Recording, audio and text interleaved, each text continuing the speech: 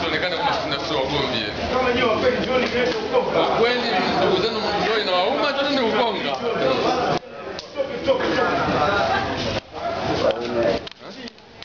Atakuletea mpaka huku ndo wanaendelea. Yote wanataka kuingia hapa ndio. Ndugu zenu kule jioni kwa utaratibu. Kama mngekuja kwa timu hii na bashasha hii tungeona wa maana. Walipeni nafasi. Lakini sasa jela sasa hivi watu wanakuja mahakamani ndio wanajifanya kama nyinyi mna uchungu sana.